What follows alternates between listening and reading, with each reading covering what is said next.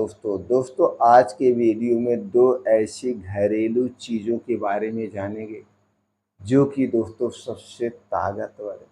इसमें कुछ ऐसे प्रोटीन्स, विटामिन्स, एंटीऑक्सीडेंट पाए जाते हैं जो हमारी इम्यूनिटी को स्ट्रॉन्ग बनाते हैं, दमा, अस्थमा, रिस्पिरेटरी ट्रैक इन्फेक्शन, सर्दी, खांसी, जुकाम से बचाते हैं। तो दोस्तों ये दोनों चीज़ें कौन सी हैं, इनका प्रयोग किसके साथ करना है, वो है शहद। दोस्तों अगर इस शहद के साथ इन दो चीज़ों का आप सेवन करते हैं तो आपके शरीर में कई सारे बदलाव आएंगे। दमा, अस्थमा से आप छुटकारा भी पा सकते हैं, अपनी इम्यूनिटी को स्ट्रॉन्ग भी बना सकते हैं, और दमा अस्थमा का सबसे बड़ा कारण क्या है उस पर भी प्रकाश डालेंगे। तो इसलिए दोस्तों इस वीडियो को ध्यान से अंत तक सुनिएगा। सुनने के बाद अगर आप संतुष्ट होना तो इस जानकारी को ज़्यादा से ज़्यादा लोगों तक ज़रूर शेयर करना। तो चलिए दोस्तों उन तीन चीज़ों के बारे में हम पहले जान लेते हैं। तो पहले हम शहद के बारे में जान लेते हैं। दोस्तों शहद एक प्रकार का सुपर फूड है। इनमें दोस्तों कई प्रकार के एंटीऑक्सीडेंट, प्रोटीन्स, मिनरल्स, विटामिन्स पाए जाते हैं जो हमारे शरीर को, अगर हम इसे ताकत के रूप में प्रयोग करें तो ताकत देगा। इसे हम दोस्तों कई चीज़ों के साथ प्रयोग कर सकते हैं। तो दोस्तों ये हमारी वजन को भी नियंत्रण करता है, मोटापे को भी नियंत्रण करता है। यानी कि शहद कई तरीके से प्रयोग किया जाता है। इस शहद का प्रयोग जो आज हम बात करेंगे, इससे आपको ताकत मिलेगा, अस्थमा, दमा से आप दूर रहेंगे, सर्दी, खांसी से बचाएगा, इम्यूनिटी को बूस्ट करेगा। यानी कि शहद सबसे सेफ, सबसे सुरक्षित है। तो आपको क्या चाहिए? शुद्ध शहद। अब शुद्ध शहद आपको कहाँ मिलेगा? तो दोस्तों ये आपकी जिम्मेदारी है, शुद्ध शहद आप मैनेज करिए। तो इसके साथ दो चीज़ें कौन कौन सी हैं? तो दोस्तों उनमें से पहली चीज़ है वो है दालचीनी। दालचीनी दोस्तों दो टाइप की आपको मार्केट में मिलती है। एक आप देखते हैं जैसे पेड़ का छिलका होता है, ऐसे पतली पतली मिलती है, लंबी लंबी टुकड़े में, इसे नहीं लेना है। आपको दूसरी वाली दालचीनी लेना है। दूसरी वाली दालचीनी को हम दोस्तों तीन नाम से जानते हैं। पहले उसे तो पाइप वाली दालचीनी आप कह सकते हैं, स्पेशल दालचीनी आप कह सकते हैं, या फिर सिंगार वाली दालचीनी कह सकते हैं। क्योंकि दोस्तों ये गोल होती है, इससे लंबी होती है, और इसीलिए हम इसे पाइप वाली दालचीनी कहते हैं। दोस्तों ये नॉर्मल दालचीनी से दुगने रेट में मिलती है और सबसे बेस्ट दालचीनी होती है। तो आपको दालचीनी चाहिए और इसे लाइए, धुलिए, धुलने के बाद इसे खूब बढ़िया से सुखवा दीजिए। सुखवा के आपको पाउडर बनाना है। अब इसी के साथ दूसरी चीज़ जो आपको लेना है वो है दोस्तों हरी इलायची। हरी इलायची दोस्तों, जो ये हरी इलायची है, इसमें कई ऐसे एंटीऑक्सीडेंट, विटामिन्स, गुण पाए जाते हैं जो हमारे शरीर के लिए बहुत फायदेमंद है, कई सारी बीमारियों से बचाते हैं। और इसी के साथ आपको लेना है काली मिर्च।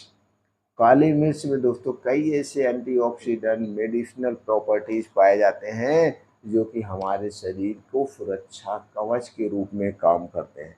तो आपको शुद्ध शहद हो गई, हरी इलायची हो गई, दालचीनी हो गई, काली मिर्च हो गई। इसका प्रयोग कैसे करना है? तो सबसे पहले दोस्तों आप ले लीजिए 50 ग्राम, क्या लेंगे? दालचीनी। इसी के साथ ले लीजिए आप 5 ग्राम से 10 ग्राम हरी इलायची। इसी के साथ आप ले लीजिए 5 ग्राम काली मिर्च। तो ये दोनों 5-5 ग्राम आप ले लीजिए और दालचीनी 50 ग्राम ले लीजिए। इन सारी चीज़ों को आपको हल्का आंच पे, कढ़ाई में स्लो आंच पे आपको क्या करना है? थोड़ा सा इसे रोस्टेड करना है, थोड़ा सा भून देना है। जो इसमें मॉइस्चर है, जो इसमें सीलनपन है, वो ख़त्म हो जाएगी, इसका स्वाद बदल जाएगी, इसमें खुशबू आ जाएगी, और इसकी दोस्तों जो है वो ज़्यादा दिन तक रखने पे, सुरक्षित रखने पे ख़राब नहीं होगी, सुरक्षित बनी रहेगी। अब इन तीनों चीज़ों को आप मिक्सर में डाल के घर पे ही पाउडर बना लीजिए। अब ये पाउडर बन के रेडी हो गया है। अब इसी का प्रयोग करना है। किसके साथ प्रयोग करना है? दोस्तों आपको शहद के साथ प्रयोग करना है। कब करना है? 24 घंटे में एक बार। अब जो ये आप पाउडर बनाए हैं, इसी में से आधा चम्मच आपको पाउडर लेना है।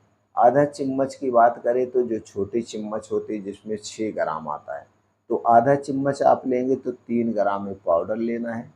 और 1 चम्मच आपको शहद चाहिए, शुद्ध शहद। अब 1 चम्मच शहद और 1 आधा चम्मच पाउडर, दोनों को एक में मिला करके आपको एक बार खाना है। इसे कब खाना है? इसे आप सुबह खाली पेट भी खा सकते हैं या शाम को जब आपका पेट खाली रहता है, 4 से 5 बजे के बीच जब आपका पेट खाली रहता है तब आप इसे खा सकते हैं, 24 घंटे में एक बार। बस सिर्फ थोड़ी सी सावधानी बरतना है इसे खाने से पहले, और इसे खाने के 2 घंटे बाद तक आपको कुछ भी नहीं खाना पीना है। इस तरीके से अगर आप इसका प्रयोग करते हैं तो इम्यूनिटी स्ट्रांग होगी। दमा, अस्थमा दोस्तों 2-3 महीने में ठीक होने लगेगा। लेकिन इसके साथ-साथ कुछ दिनचर्या भी अपनानी है। दिनचर्या बाद में बात करते हैं, पहले इसके बारे में डिटेल में जान लेते हैं। तो दोस्तों इसे अपनाना है और 3 महीने तक लगातार आप खाइए। जब आपको आराम मिलने लगे तो इसे फिर और आगे बढ़ा दीजिए। नहीं, 4 से 5 महीना अगर आप दमा के मरीज़ हैं तो खा सकते हैं। अगर आपको कोई बीमारी नहीं तो वैसे भी इसका प्रयोग कर सकते हैं, आपकी इम्यूनिटी को बूस्ट करेगा, शरीर में कई सारी बीमारियों से बचाएगा। तो सबसे फ़ायदेमंद किसे नहीं लेना है? दोस्तों गर्भावस्था में स्तनपान कराते समय छोटे बच्चों को नहीं लेना है।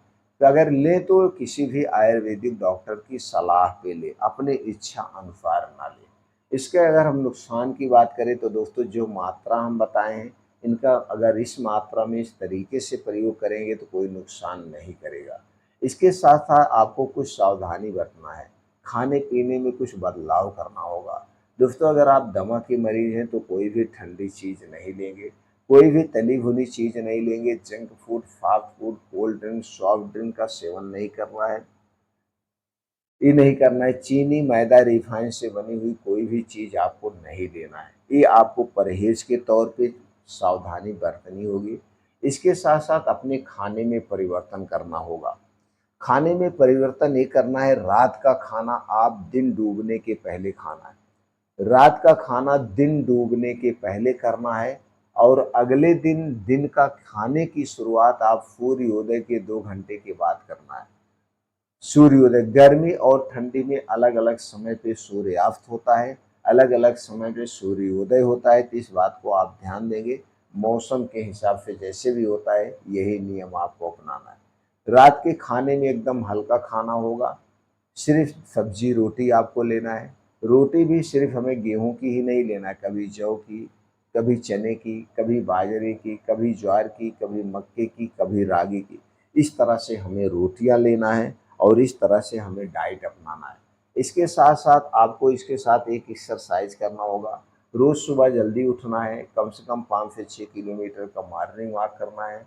ओम इस तरह से कम रोज़ आधे घंटे सुबह, आधे घंटे शाम को करना है। अनुलोम-विलोम आधा घंटा रोज़ करना है। भस्त्रिका प्राणायाम रोज़ 10 से 15 मिनट करना है। कपालभाति 10 से 15 मिनट करना है। ध्यान रोज़ आपको 15 से 20 मिनट करना है। ध्यान करने से, मेडिटेशन करने से हमारे अंदर की नेगेटिविटी खत्म होती है। ये सारी चीज़ें अगर आप करते हैं तो पूर्ण रूप से आपको फ़ायदा मिलेगा।